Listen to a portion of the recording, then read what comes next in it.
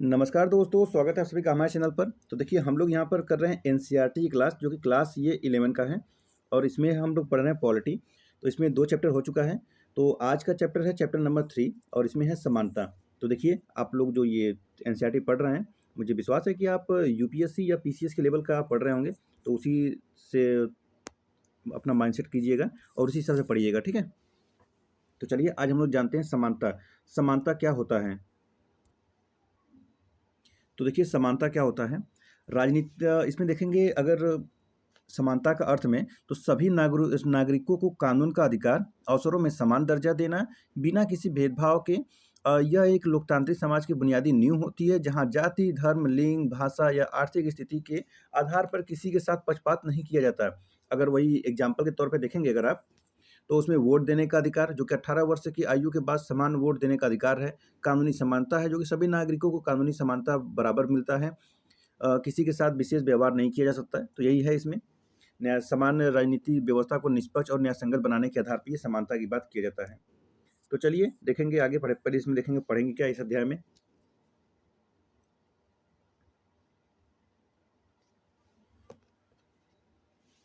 यह अध्याय समानता की अवधारणा में है। समानता को एक मूल्य के रूप में संविधान में भी दर्ज किया गया है। यहाँ समानता की अवधारणा पर रोशनी डालते हुए निम्नलिखित सवालों को पड़ताल करने की कोशिश की गई है। नीचे सवाल दिए गए हैं कुछ, उसको देखेंगे। समानता क्या है? हमें इस नैतिक और राजनीतिक आदर्श के बारे में क्या सोचना चाहिए? क्या समानता का मतलब व्यक्ति से हर स्थिति में एक समान बर्ताव करना है? हम समानता की ओर कैसे बढ़ सकते हैं और जीवन के विभिन्न क्षेत्रों में असमानता को न्यूनतम कैसे कर सकते हैं? हम समानता के राजनीतिक, आर्थिक और सामाजिक आयामों को अलग अलग कैसे समझ सकते हैं? इन सवालों को समझने और सुलझाने के क्रम में हमारा सामना समाजवाद, मार्क्सवाद, उदारवाद और नारीवाद जैसी अपने समय की कुछ खास विचारधाराओं से होगा। इसी अध्याय में हम असमान की स्थिति के बारे में कुछ आंकड़े और चित्र देखेंगे। ये केवल इसलिए दिए गए हैं कि हम असमानता की प्रकृति को समझ सकें। इन आंकड़ों और चित्रों को याद करने की जरूरत नहीं है, ठीक है। तो आंकड़ा दिया गया इसीलिए ताकि आप थोड़ा सा इसको देख सकें। चलिए पहले देखते हैं यहाँ पर समानता महत्वपूर्ण क्यों है। ताकि समानता के बारे में पढ़ेंगे तो महत्वपूर्ण क्यों है। तो समानता एक शक्तिशाली नैतिक और राजनीतिक आदर्श के रूप में कई शताब्दियों से मानव समाज को प्रेरित और निर्देशित करता रहा है। समानता की बात सभी आस्थाओं और धर्मों में समाविष्ट है। हर धर्म ईश्वर की रचना के रूप में प्रत्येक मनुष्य के समान महत्व की घोषणा करता है। समानता की अवधारणा एक राजनीतिक आदर्श के रूप में उन विशिष्टताओं पर जोर देती है जिसमें तमाम मनुष्य रंग, लिंग, वंश या राष्ट्रीयता के फर्क बाद भी साझेदार होते हैं। समानता का दावा है कि समान मानवता के कारण सभी मनुष्य समान महत्व और सम्मान पाने योग्य हैं और साझी मानवता की यह धारणा है कि सार्वभौम मानवाधिकार या मानवता के प्रति अपराध जैसी धारणाओं को पीछे रहती हैं। मतलब जो भी ऐसी कोई मानवता होती है जो अपराध के है, तो उसको धारणाओं क्या करती हैं, समानता के तौर पे पीछे रख देते हैं। बहुत सी समाजिक संस्थाएं और राजसत्ता लोगों में पद, धन, हैसियत और विशेषाधिकार की असमानता कायम रखती है। ऐसा भी है जो हैसियत, विशेषाधिकार पे अभी असमानता कायम है। आधुनिक काल में सभी मनुष्यों की समानता का राजसत्ता और ऐसी सामाजिक संस्थाओं के खिलाफ संघर्षों में एकजुटता लाने वाले नारे के रूप में इस्तेमाल किया गया है। वही 18वीं शताब्दी के उत्तरार्ध में हुई फ्रांसीसी क्रांति में भूसामंती, अभिजन वर्ग और राजशाही के खिलाफ विद्रोह के दौरान स्वतंत्रता, समानता, भाईचारा फ्रांसीसी क्रांतिकारियों का नारा था। देखेंगे आपके उद्देशिका में भी जो लिया गया है, भाईचारे की बात किया गया है। कहाँ से लिया गया है? फ्रांसीसी क्रांतिकारी से, ठीक है, फ्रांस से लिया गया है। समानता की मांग देखेंगे।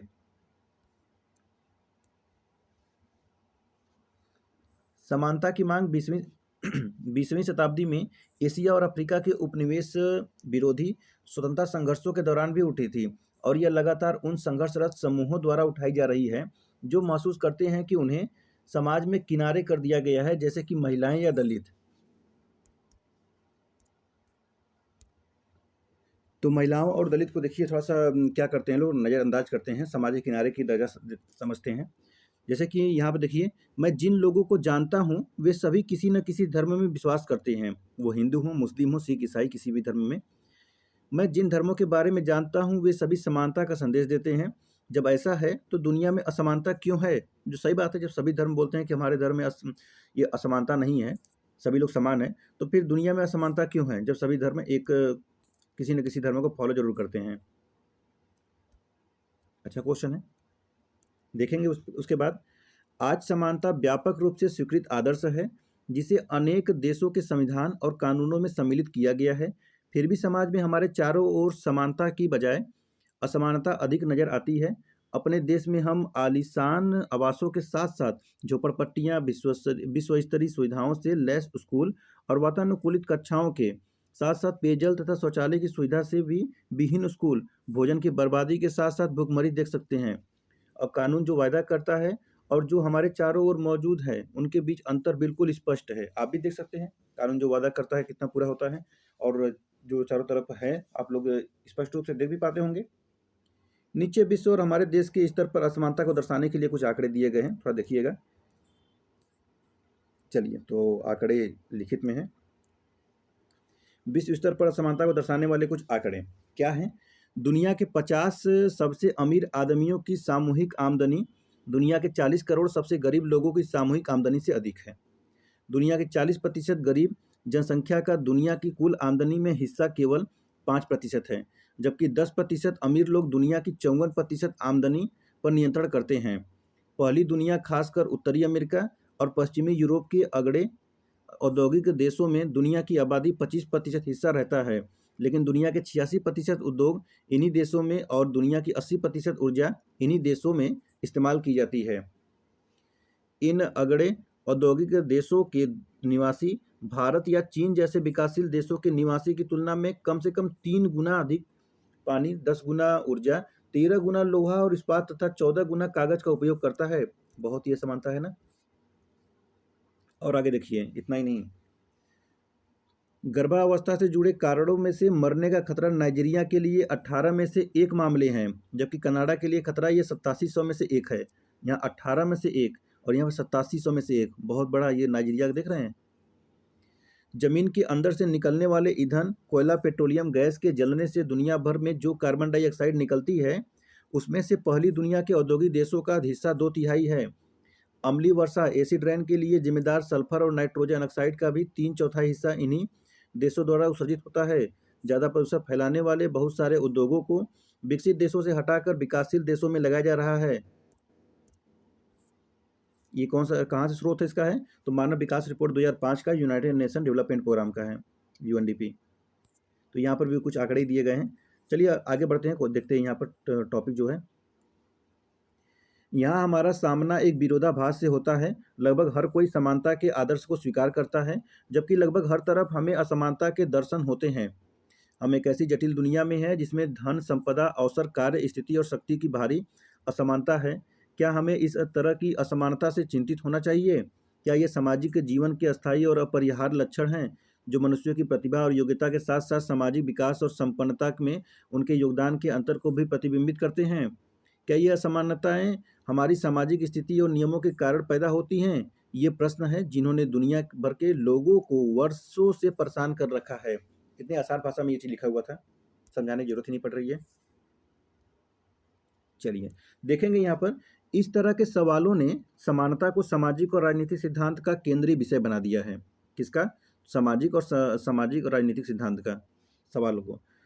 राजनीतिक सिद्धांत के छात्रों को सवालों की एक लंबी श्रृंखला सामना करना पड़ता है। इसी तरह का एक सवाल है कि समानता का क्या निहितार्थ है, जबकि हम बहुत से मायनों में बड़े स्पष्ट रूप से अलग हैं। यह बात कहने का आशय है क्या है कि हम समान हैं। हम समानता के आदर्श के माध्यम से क्या पाना चाहते हैं? क्या हम आय और रुतबे के सभी अंतरों को मिटाने का प्रयास कर रहे हैं? दूसरे शब्दों में, हम किस तरह की और किसके लिए समानता पाना चाहते हैं? समानता की अवधारणा के बारे में कुछ प्रश्न भी उठाए गए हैं। हम यहाँ उन पर भी विचार करेंगे। समानता को बढ़ावा देने के लिए क्या हमें सभी लोगों से हमेशा बिल्कुल एक तरह का व्यवहार करना चाहिए? नेक्स्ट टॉपिक आता है, इसमें है कौन सा, कि समानता क्या है। तो इन चित्रों पर थोड़ा नजर डालिए। अश्वेत लोग की बैठने की जगह पिछवाड़े में, प्रवेश नहीं कुत्ते, निग्रो और मैक्सिको वासी का। पीने का पानी श्वेत और अश्वेत दो होते हैं। विश्राम गृह जो होता है वो केवल श्वेत श्वेत लोगों के लिए, मतलब सफेद लोगों के लिए है। थोड़ा सा इस चित्र के बारे में पढ़ते हैं अब। ये चित्र मनुष्यों के बीच नस्ल और रंग के आधार पर भेदभाव को की ओर संकेत करते हैं। ये हमसे से अधिकांश को अस्वीकार है। वास्तव में इस तरह के भेदभाव समानता के हमारे आत्मबोध का उल्लंघन करता है। समानता का हमारा आत्मबोध कहता है कि साझी मानवता के कारण सभी मनुष्य बराबर सम्मान और परवाह के हकदार हैं। हालांकि लोगों से बराबर सम्मान का व्यवहार करने का मतलब जरूरी नहीं कि हमेशा एक जैसा व्यवहार करना भी हो। कोई भी समाज अपने सभी सदस्यों के साथ सभी स्थितियों में पूर्णतया एक समान बर्ताव नहीं करता। समाज के सहज कार्य व्यापार के लिए कार्य का विभाजन जरूरी है। अलग अलग काम और अलग अलग लोगों को महत्व और लाभ भी अलग अलग मिलता है। कई बार इस बर्ताव में यह अंतर न केवल स्वीकार्य हो सकता है बल्कि जरूरी भी लग सकता है। उदाहरण के लिए प्रधानमंत्री या सेना के जनरल को विशेष सरकारी दर्जा या सम्मान देना हमें हम तक हमें तब तक समानता की धारणा के विपरीत नहीं लगता जब तक कि उसका दुरुपयोग न हो। लेकिन कुछ अलग किस्म की असमानताएं अन्यायपूर्ण लग सकती हैं। अच्छा देखिए, आप अगर आर्टिकल में पढ़ेंगे समानता का अधिकार, तो आपको मूल अधिकार में देखेंगे, पढ़ने मिलेगा आपको 14 से 18 के बीच में। लेकिन आपको ये समानता का एक छोटा सा वर्ड पूरा एक चैप्टर बना के दिया गया है। इसको बहुत ध्यान से पढ़िए, समझने की आवश्यकता है। अब सवाल यह उठता है कि कौन सी विशिष्टताएं और विभेद स्वीकार किए जाने लायक है और कौन सी नहीं। कई बार लोगों से अलग तरह का बर्ताव इसलिए किया जाता है कि उनका जन्म किसी खास धर्म, नस्ल, जाति या लिंग में हुआ है। हम सब असमानता के इस अन्य आधारों को अस्वीकार करते हैं, लेकिन लोगों की आकांक्षाओं और लक्ष्य अलग अलग हो सकते हैं। हो सकता है कि सभी को समान सफलता मिले, न मिले। अगर वे अपने अंदर छुपी संभावनाओं को विकसित करने में सक्षम हो तो ऐसा महसूस नहीं होगा कि समानता खतरे में है। कब? जब वो सक्षम अगर होंगे तब। कुछ लोग अच्छे संगीतकार हो सकते हैं जबकि कुछ नहीं होंगे। सही बात है, कुछ लोग संगीतकार हो सकते हैं, कुछ लोग नहीं। सभी लोग संगीतकार थोड़ी ना होंगे। कुछ प्रसिद्ध वैज्ञानिक भी बन सकते हैं जबकि कुछ और अपने कड़े परिश्रम या चेतना के लिए विख्यात हो सकते हैं। बहुत लोग ऐसे हैं। समानता के आदर्श से जुड़े होने का मतलब यह नहीं कि सभी तरह के अंतरों का उन्मूलन हो जाए। इसका मतलब केवल यह है कि हमसे जो व्यवहार किया जाता है और हमें जो भी अवसर प्राप्त होता है वे जन्म या सामाजिक परिस्थितियों से निर्धारित नहीं होने चाहिए। चलिए आगे देखेंगे अवसरों की समानता में क्या है। अवसरों की समानता क्वेश्चन उसमें आपको देखेगा, संविधान में आपको मिलता है अवसर की समानता। तो अब देखिए यहाँ पर थोड़ा उसके बारे में पढ़ लीजिए अच्छे से।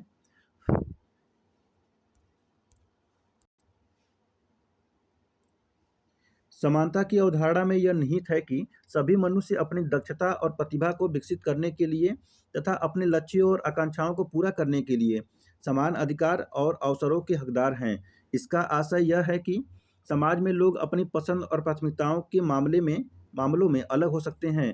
उनकी प्रतिभा और योग्यता में भी अंतर हो सकता है और हो सकता है इस कारण से कुछ लोग अपने चुने हुए क्षेत्रों में बाकी लोगों से ज़्यादा सफल हो जाएं, लेकिन केवल इसलिए कि कोई क्रिकेट में पहले पायदान पर पहुंच गया है या कोई बहुत सफल वकील बन गया है।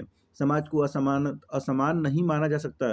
दूसरे शब्दों में सामाजिक दर्जा, संपत्ति, विशेषाधिकारों में समानता का अभाव होना महत्वपूर्ण नहीं है, लेकिन शिक्षा, स्वास्थ्य और सुरक्षित आवास जैसी बुनियादी चीज़ों की उपलब्धता में असमानताओं से कोई समाज असमान और अन्यायपूर्ण बनता है। देखिए, कहने का तात्पर्य यह है, कोई कोई एक बड़ा वकील बन गया है, कोई एक बड़ा शिक्षक बन गया है, कोई एक बड़ा बिज़नेसमैन बन गया है, तो अगर आप कहेंगे कि नहीं इसमें असमानता है, तो नहीं। देखिए वो अपने मेहनत से, अपनी कड़ी मेहनत से पढ़ लिख कर बने हुए हैं, ठीक है? लेकिन अगर वही आप किसी हॉस्पिटल में जाते हैं, सरकारी हॉस्पिटल में, सरकारी स्कूल में या किसी भी सरकारी कोई भी चीज़ में, कहीं पर भी ऐसे सार्वजनिक चीज़ों पे, वहाँ पे अगर आपको असमानता देखने को मिलता है, तो वहाँ पे आप क्या होगा, असुरक्षित महसूस करेंगे और वहाँ पे आपको असमान चीज़ व्यवहार होगा, ठीक है? वहाँ पे समान नहीं होगा। लेकिन यहाँ पर समानता का देखने को मिलता है, जो कि आप कुछ भी बन सकते हैं, लेकिन यहाँ पर नहीं। यहाँ पर एक समान सबको देखा जाएगा, ठीक है? उसी के बारे में बोल रहा था। अब देखते हैं प्राकृतिक और सामाजिक असमानताएँ क्या होती है। राजनीतिक सिद्धांत में प्राकृतिक असमानताओं और समाज जनित असमानताओं में अंतर किया जाता है। प्राकृतिक असमानताएं लोगों में उनकी विभिन्न क्षमताओं, प्रतिभा और उनके अलग-अलग चयन के कारण पैदा होती है। समाज जनित असमानताएं वे होती हैं जो समाज में अवसरों की असमानता होने या किसी समूह का दूसरे के द्वारा शोषण किए जाने से पैदा होती है। प्राकृतिक असमानताएं लोगों की जन्मगत विशिष्टताओं और योग्यताओं के परिणाम मानी जाती है। यह आमतौर पर मान लिया जाता है कि प्राकृतिक विभिन्नताओं को बदला नहीं जा सकता। दूसरी ओर वे सामाजिक असमानताएं क्या हैं, जिन्हें समाज ने पैदा किया है। सामाजिक क्या हो जाएगा, जिन्हें समाज ने पैदा किया है। उदाहरण के रूप में देख लीजिए, उदाहरण के रूप में कुछ समाज बौद्धिक काम करने वाले को शारीरिक कार्य करने वाले से अधिक महत्व देते हैं, उन्हें अलग तरीके से लाभ देते हैं। वे विभिन्न वंश, रंग या जाति के लोगों के साथ भिन्न भिन्न व्यवहार करते हैं।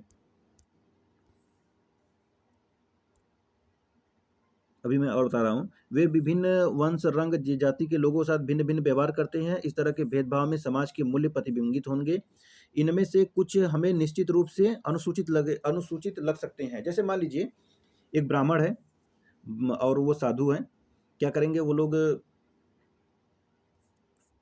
भिक्षा मांग रहे हैं और वहीं पे क्या आता है, एक कोई भिखारी आता है जो फटा पुराना कपड़ा पहना हुआ है, उसकी स्थिति एकदम बहुत दयनीय टाइप की है। हैं? तो लोग साधु महात्मा को हाथ जोड़कर उनको कुछ पैसा वैसा दे देते हैं, लेकिन भिखारी को 1-2 रुपये देंगे और या तो वो नहीं भी देंगे और उसको दुर्व्यवहार करके ऐसे भाषा में बोलेंगे कि चल निकल यहाँ से, क्या ऐसे कुछ बोलेंगे भी। तो आप देख सकते हैं कि उसका रंग भाषा कैसा था, इसलिए उसको किस तरह व्यवहार करते हैं, और कोई साधु महात्मा थे उनके साथ कैसा व्यवहार किया जाता है।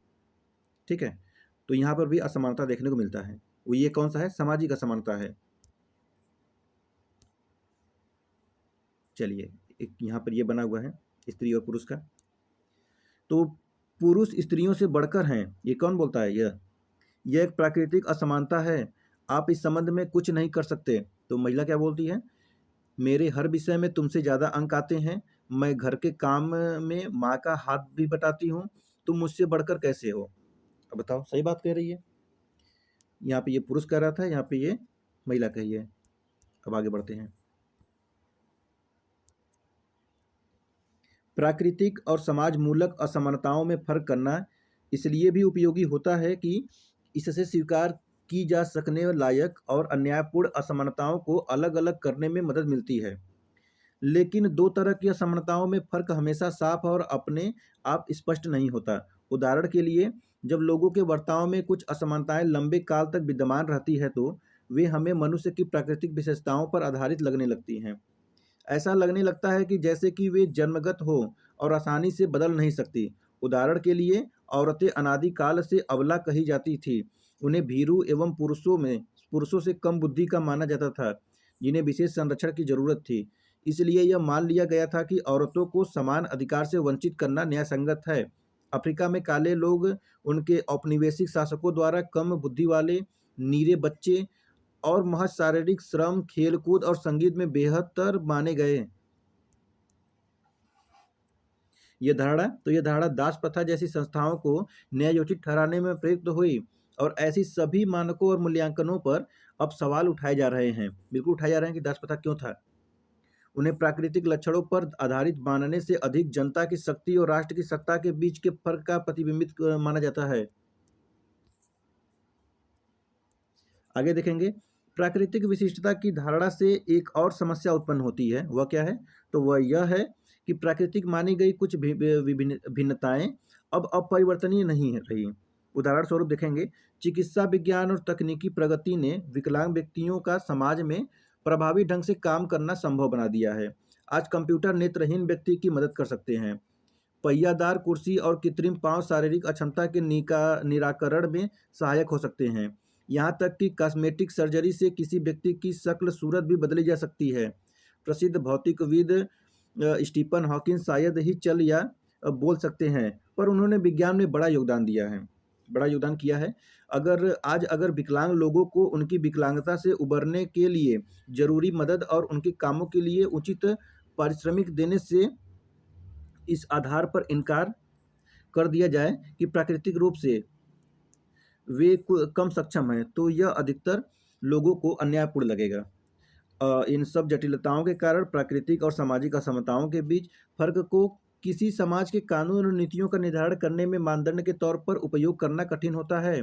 इसी कारण से बहुत से सिद्धांतकार अपने चयन से पैदा हुई असमानता और व्यक्ति के विशेष परिवार या परिस्थितियों में जन्म लेने से पैदा हुई असमानता में फ़र्क करते हैं। यह दूसरी तरह की असमानता ही समानता के पक्षधर लोगों के सरोकार का स्रोत है। वे चाहते हैं कि परिवेश से जन्मी असमानता को न्यूनतम और समाप्त किया जा सके। बहुत लोगों ने प्रयास भी किया है इसको समाप्त करने का। चलिए आगे देखेंगे पॉइंट क्या है। समानता के 3 आयाम क्या हैं? तो हमने इस सवाल पर विचार किया कि किस प्रकार के सामाजिक अंतर स्वीकार किए जा सकते हैं। इस पर विचार करने के बाद हमें यह सोचने की ज़रूरत है कि समानता के वे कौन-कौन से आयाम हैं जिन्हें हम पाना चाहते हैं। समाज में व्याप्त अलग-अलग तरह की असमानताओं को पहचानते समय विभिन्न विचारकों और विचारधाराओं ने समता के राजनीतिक, सामाजिक और आर्थिक 3 आयामों को रेखांकित किया। समानता के इन तीनों आयामों को लक्ष्य करते हुए एक अधिक न्यायपूर्ण और समतामूलक समाज की ओर बढ़ा जा सकता है। चलिए अब देखते हैं राजनीतिक समानता। राजनीतिक समानता लोकतांत्रिक समाजों में आम तौर पर सभी सदस्यों को समान नागरिकता प्रदान करना राजनीतिक समानता में शामिल है। देखिए अभी आप आर्टिकल में पढ़ेंगे अगर संविधान में, तो आपको बस समानता के बारे में क्या होगा कि आर्थिक समानता, राजनीतिक समानता, ये बस ऐसे समानता पढ़ने को मिलेगा। लेकिन अब इसके बारे में कौन बताएगा? तो एनसीईआरटी बताएगा। आप नागरिकता के अध्याय में पढ़ेंगे कि समानता नागरिकता अपने साथ कुछ मूल अधिकार मसलन मतदान का अधिकार, कहीं भी आने जाने, संगठन बनाने और अभिव्यक्ति की स्वतंत्रता और धार्मिक विश्वास की आज़ादी लाती है। ये ऐसे अधिकार हैं जो नागरिकों को अपना विकास करने और राज्य के कामकाज में हिस्सा लेने में सक्षम बनाने के लिए आवश्यक माने जाते हैं। लेकिन ये केवल औपचारिक अधिकार हैं, जिन्हें औपचारिक संविधान और कानूनों द्वारा सुनिश्चित किया गया है। हम जानते हैं कि सभी नागरिकों को समान अधिकार देने वाले देशों में भी काफ़ी असमानता बरकरार है। ऐसी असमानताएं अमूमन सामाजिक और आर्थिक क्षेत्र में नागरिकों को उपलब्ध संसाधनों और अवसरों की भिन्नता का परिणाम होती है। इसलिए अक्सर समान अवसर या मुकाबले के लिए एक समान स्थितियों की मांग उठती है। हमें याद रखना चाहिए कि राजनीतिक समानता न्यायपूर्ण और समतावादी समाज के गठन के लिए निश्चित रूप से महत्वपूर्ण घटक है, लेकिन वह अपने आप में पर्याप्त नहीं होती। उसके बाद देखते हैं कौन सा समानता? सामाजिक समानता। तो राजनीतिक हो गया, अब देखते हैं सामाजिक समानता क्या है। राजनीतिक समानता यह समान कानूनी अधिकार देना इस लक्ष्य को प्राप्त करने की दिशा में पहला कदम था, पर इसके साथ अवसरों की समानता देना भी महत्वपूर्ण था। तो राजनीतिक समानता की जरूरत उन बाधाओं को दूर करने में है जिन्हें दूर किए बिना लोगों का सरकार में अपनी बात रखने और उपलब्ध साधनों तक पहुंचना संभव नहीं होगा। समानता के उद्देश्य की आवश्यकता यह भी है कि विभिन्न समूह और समुदायों के लोगों के पास इन साधनों और अवसरों को पाने का बराबर और उचित मौका हो। इसके लिए यह जरूरी है कि सामाजिक और आर्थिक असमानताओं के प्रभावों को न्यूनतम किया जाए। समाज में सभी सदस्यों के जीवन यापन के लिए अन्य चीज़ों के अतिरिक्त पर्याप्त स्वास्थ्य और सुविधा, अच्छी शिक्षा पाने का अवसर, उचित पोषक आहार व न्यूनतम वेतन जैसी कुछ न्यूनतम चीज़ों की गारंटी भी जरूरी माना गया है। इन सुविधाओं के अभाव में समाज के सभी सदस्यों के लिए समान शर्तों पर स्पर्धा करना संभव नहीं होगा। जिस समाज में अवसरों की समानता विद्यमान न हो, वहाँ में अंतर्निहित प्रतिभा का विशाल खजाना बर्बाद हो जाता है। भारत में समान अवसरों के मद्देनज़र एक विशेष समस्या सुविधाओं की कमी की वजह से नहीं, बल्कि कुछ सामाजिक रीति-रिवाजों से सामने आती है। देश के विभिन्न हिस्सों में औरतों को उत्तराधिकार का समान अधिकार नहीं मिलता। कुछ एक गतिविधियों में उनके शामिल होने पर पाबंदी होती है और उन्हें उच्च शिक्षा प्राप्त करने से भी हतोत्साहित किया जाता है। ऐसे मामलों में राज्य की महत्वपूर्ण भूमिका होती है औरतों को समान कानूनी अधिकार प्रदान करना, सार्वजनिक स्थलों या रोजगार में भेदभाव और परेशानी से बचाने वाली नीतियां बनाना और शिक्षण या कुछ अन्य पेशों में प्रवेश के लिए प्रोत्साहन देने जैसे उपाय करके राज्य यह भूमिका निभाता है। लोगों में जागरूकता बढ़ाने और उन अधिकारों का प्रयोग करने वाले लोगों को समर्थन देकर भी राज्य अपनी भूमिका निभा सकता है। तो राजनीतिक हो गया, सामाजिक हो गया, राजनीतिक हो गया और कौन सा हो गया? सामाजिक हो गया। अब देखते हैं कौन सा? आर्थिक समानता क्या है? आर्थिक समानता, देखिए आर्थिक समानता ऐसे समाज में विद्यमान होती है जिसमें व्यक्तियों और वर्गों के बीच धन, दौलत या आमदनी में खासी भिन्नता हो। जैसे अडानी अंबानी हैं, मिडिल क्लास लोग हैं, कैसे हैं? अलग अलग है ना। आर्थिक असमानता की डिग्री नापने का एक तरीका तो यह है कि संपन्नतम और निर्धनतम समूहों के बीच का अनुपातिक अंतर नापा जाए। एक अन्य तरीका गरीबी रेखा से नीचे रहने वाले लोगों की संख्या का आकलन करना है। यह सही है कि समाज में धन दौलत या आमदनी की पूरी समानता संभव कभी विद्यमान नहीं रही। आज अधिकतर लोकतंत्र लोगों का समान अवसर उपलब्ध कराने का प्रयास करते हैं। यह माना जाता है कि समान अवसर कम से कम उन्हें अपनी हालत को सुधारने का मौका देते हैं, जिनके पास प्रतिभा और संकल्प है। समान अवसरों के साथ भी असमानता बनी रह सकती है, लेकिन इसमें यह संभव छुपी है कि आवश्यक प्रयासों द्वारा कोई भी समाज में अपनी स्थिति बेहतर कर सकता है। तो ये हो गया क्या? ये हो गया आर्थिक समानता। तो थोड़ा आगे बढ़ेंगे और देखेंगे नारीवाद के बारे में क्या लिखा हुआ है। नारीवाद, देखिए नारीवाद स्त्री पुरुष के समान अधिकारों का पक्ष लेने वाला राजनीतिक सिद्धांत है। वे स्त्री या पुरुष नारीवादी कहलाते हैं, जो मानते हैं कि स्त्री पुरुष के बीच की अनेक असमानताएं तो नैसर्गिक हैं और न ही आवश्यक। नारीवादियों का मानना है कि इन असमानताओं को बदला जा सकता है और स्त्री पुरुष एक समतापूर्ण जीवन जी सकते हैं। बिल्कुल, ऐसा क्यों नहीं हो सकता है? बिल्कुल हो सकता है। जरूरी थोड़ी ना कि घर में ही जो महिलाएं हैं वो घर में ही सीमित रह जाएं। नारीवाद के अनुसार स्त्री पुरुष असमानता पितृसत्ता का परिणाम है। पितृसत्ता से आशय एक ऐसी सामाजिक, आर्थिक और सांस्कृतिक व्यवस्था से है जिसमें पुरुष को स्त्री से अधिक महत्व और शक्ति दी जाती है। बिल्कुल आपको देखने को भी मिलता होगा, अगर कहीं महिला और पुरुष कोई काम कर रहे हैं तो पुरुष को सैलरी अधिक मिलता है लेकिन महिलाओं को कम मिलता है। ये असमानता ही तो है। पितृसत्ता इस मान्यता पर आधारित है कि पुरुष और स्त्री प्रकृति से भिन्न है और यही भिन्नता आज समाज में उनकी असमान स्थिति को न्यायोचित ठहराती है।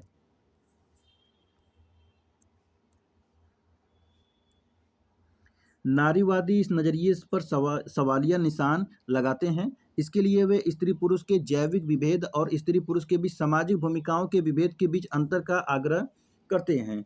जैविक या लिंग भेद यानी इसको सेक्स बोलते हैं, प्राकृतिक और जन्मजात होता है, जबकि लैंगिकता यानी जेंडर समाज जनित है। इसे यूं भी समझा जा सकता है कि मनुष्य का नर या मादा के रूप में जन्म होता है, लेकिन औरत या मर्द को जिन सामाजिक भूमिकाओं में हम देखते हैं उन्हें समाज गढ़ता है। ठीक है।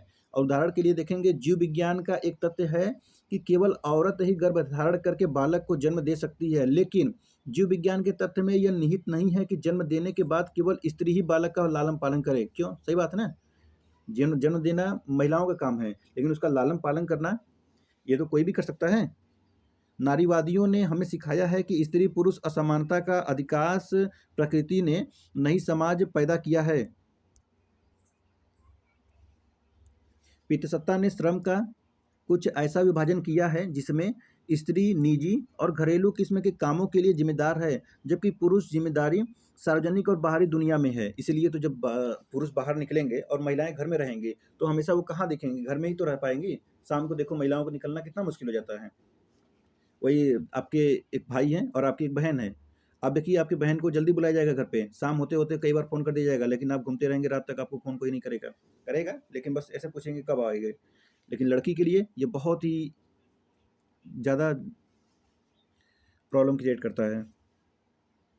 तो नारीवादी इस विभेद पर भी सवाल खड़े करते हैं। उनका कहना है कि अधिकतर स्त्रियां सार्वजनिक और बाहरी क्षेत्र में भी सक्रिय होती हैं, इसलिए दुनिया भर में अधिकतर स्त्रियां घर से बाहर अनेक क्षेत्रों में कार्यरत हैं, लेकिन घरेलू कामकाज की पूरी जिम्मेदारी केवल स्त्रियों के कंधों पर है। नारीवादी इसे स्त्रियों के कंधे पर दोहरा बोझ बताते हैं। हालांकि इस दोहरे बोझ के बावजूद स्त्रियों को सार्वजनिक क्षेत्र के निर्णयों में ना के बराबर महत्व दिया जाता है। नारीवादी का मानना है कि निजी सार्वजनिक के बीच यह विभेद और समाज या व्यक्ति द्वारा गढ़ी हुई लैंगिक असमानता के बीच सभी रूपों में मिटाया जा सकता है और मिटाया जाना चाहिए। देखिए, एग्जाम्पल तौर पे मान लीजिए एक महिला जो है वो जॉब पे अपने जाती है, ड्यूटी करती है और सुबह जाती है, शाम को आती है। शाम को आएगी तो सुबह का खाना बना के जाती है, शाम को आएगी तभी वो खाना बनाएगी। लेकिन वही पुरुष सुबह अगर ड्यूटी जा रहा है, शाम को आ रहा है, तो उसको न खाना बनाने का टेंशन, न कोई उसको बना बनाया मिलेगा। लेकिन महिलाओं पर ये दुगना कार्य का भार होता है। तो ये होता है, उसको घरेलू घरेलू जो कार्य करना होता है, दोहरा बोझ उनके ऊपर होता है ये चीज़ का। इसी के बारे में बोल रहा है। ठीक है। चलिए इसमें चौथा पॉइंट देखेंगे, हम समानता को बढ़ावा कैसे दे सकते हैं। तो अभी समानता के उद्देश्य को पाने के सर्वाधिक वांछनीय तरीके के बारे में समाजवादियों और उदारवादियों के बीच के कुछ बुनियादी मतभेदों पर चर्चा की गई। जबकि इन अलग-अलग दृष्टिकोणों के तुलनात्मक गुणों और सीमाओं पर विश्व भर में बहस हो रही है। आज भी यह विचार करना जरूरी है कि समानता की ओर बढ़ने के लिए कौन से सिद्धांत और नीतियां आवश्यक होंगी। खास तौर से सोचना है कि क्या समानता लाने के उद्देश्य के लिए सकारात्मक योजना उचित है। इस मुद्दे पर हाल के वर्षों में बहुत विवाद खड़ा हुआ है। इस विषय पर अगले खंड में भी चर्चा की जाएगी। वैसे आगे बढ़ते हुए देखेंगे इसमें औपचारिक समानता की स्थापना। औपचारिक समानता की स्थापना समानता लाने की दिशा में पहला कदम असमानता और विशेषाधिकार की औपचारिक व्यवस्था को समाप्त करना होगा। दुनिया भर में सामाजिक, आर्थिक और राजनीतिक असमानताओं को कुछ रीति रिवाजों और कानूनी व्यवस्थाओं से संरक्षित रखा गया है और इन रिवाजों या कानूनों द्वारा समाज के कुछ हिस्सों को तमाम किस्म के अवसरों और लाभों का आनंद उठाने से रोका जाता था। बहुत सारे देशों में गरीब लोगों को मताधिकार से वंचित रखा जाता था। महिलाओं को बहुत सारे व्यवसाय और गतिविधियों में भाग लेने की इजाज़त नहीं थी। भारत में जाति व्यवस्था निचली जातियों को शारीरिक श्रम के अलावा कुछ भी करने से रोकती थी। कुछ देशों में केवल कुछ खास परिवारों के लोग ही सर्वोच्च पदों तक पहुंच सकते हैं। ऐसा ये औपचारिक समानता की बातें कर रहा है। नेक्स्ट देखेंगे इसमें विभेदक बर्ताव द्वारा समानता। जैसा कि हम देख चुके हैं कि समानता के सिद्धांत को यथार्थ में बदलने के लिए औपचारिक समानता या कानून के समक्ष समानता आवश्यक तो है, लेकिन पर्याप्त नहीं। कभी कभी यह सुनिश्चित करने के लिए कि लोग समान अधिकारों का उपभोग कर सके, उनसे अलग अलग बर्ताव करना आवश्यक होता है। इस उद्देश्य से लोगों के बीच कुछ अंतरों को ध्यान में रखना होता है। उदाहरण के लिए विकलांगों की सार्वजनिक स्थानों पर विशेष ढलान वाले रास्तों की मांग न्यायोचित होगी, क्योंकि इससे ही उन्हें सार्वजनिक भवनों में प्रवेश करने का समान अवसर मिल सकेगा। इसी तरह रात में कॉल सेंटर में काम करने वाली महिला को कॉल सेंटर आते जाते समय विशेष सुरक्षा की जरूरत हो सकती है। इससे उसके काम के समान अधिकार रक्षा हो सकेगी।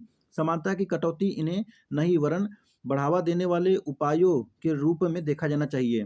वो शेरशाह सूरी के समय में था ना कि अगर अगर कोई महिला है अपने सर पर अगर सोने का गट्ठर लेके जा रही है, सोने का कोई थैला है लेके जा रही है अपने सर पे, तो वो चोरी नहीं हो सकता है। मतलब इतना कठोर कानून बनाया गया था। लेकिन इस समय में सोना छोड़ो, महिला ही गायब हो जाएगी। देखिए यहाँ पे क्या कह रहा है, बिल्कुल साफ सुथरे चयन को सुनिश्चित करने के लिए आप सबको एक जैसा टेस्ट देना होगा मतलब, और आप सबको उस पेड़ पर चढ़कर दिखाना है। अब देखिए इसमें पेड़ पे कौन चढ़ सकता है? सबसे पहले ये चिड़िया उड़ के चढ़ जाएगी, ये हाथी कहाँ चढ़ पाएगा, ये बंदर कहाँ चढ़ पाएगा? ये समानता कैसे हुआ बताओ? समानता हुआ ये? तो देखेंगे किस तरह के विभेद अवसरों तक समान पहुंच को बाधित करते हैं। इन बाधाओं को दूर करने के लिए किस तरह की नीतियां अपनाई जानी चाहिए। आजकल इस तरह के सवालों पर लगभग हर समाज में चर्चा हो रही है। कुछ देशों ने अवसरों की समानता बढ़ाने के लिए सकारात्मक कार्रवाई की नीतियां अपनाई है। अपने देश में हमने आरक्षण की नीति अपनाई है। अगले खंड में सकारात्मक कार्रवाई के विचार को समझने का प्रयास भी करेंगे। सकारात्मक कार्रवाई, चलिए देखते हैं। सकारात्मक कार्रवाई आ चुका है। सकारात्मक कार्रवाई इस विचार पर आधारित है कि कानून द्वारा औपचारिक समानता स्थापित कर देना पर्याप्त नहीं है। असमानताओं को मिटाने के लिए जरूरी होगा कि क्या होगा? जरूरी होगा कि असमानता की गहरी खाइयों को भरने वाले अधिक सकारात्मक कदम उठाए जाए। इसीलिए सकारात्मक कार्रवाई की अधिकतर नीतियां अतीत की असमानताओं के संचित दुष्प्रभावों को दुरुस्त करने के लिए बनाई जाती हैं। सकारात्मक कार्रवाई के रूप में हो सकते हैं इसमें वंचित समुदायों के लिए छात्रवृत्ति और हॉस्टल जैसी सुविधाओं पर वरीयता के आधार पर खर्च करने से लेकर नौकरियों और शैक्षिक संस्थाओं में प्रवेश के लिए विशेष व्यवस्था करने तक की नीतियां हो सकती हैं। अपने देश में वंचित समूहों को अवसर की समानता देने के लिए हमने नौकरियों और शिक्षा में आरक्षित स्थान या कोटा की नीति को अपनाया है। यह नीति बहुत वाद विवाद और असहमति का केंद्र रही है। इस नीति के आधार पर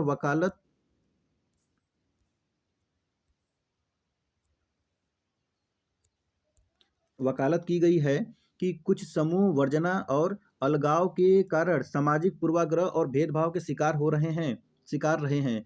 जो समुदाय अतीत में पीड़ित और समान अवसरों से वंचित रहे हैं, उनसे यह अपेक्षा नहीं की जा सकती कि वे अन्य लोगों से समानता के आधार पर प्रतिस्पर्धा करें। इसीलिए एक समतापूर्वक और न्यायपूर्ण समाज के निर्माण के हित में उनको विशेष संरक्षण और सहायता देने की आवश्यकता है। You'll need to unlock your iPhone first.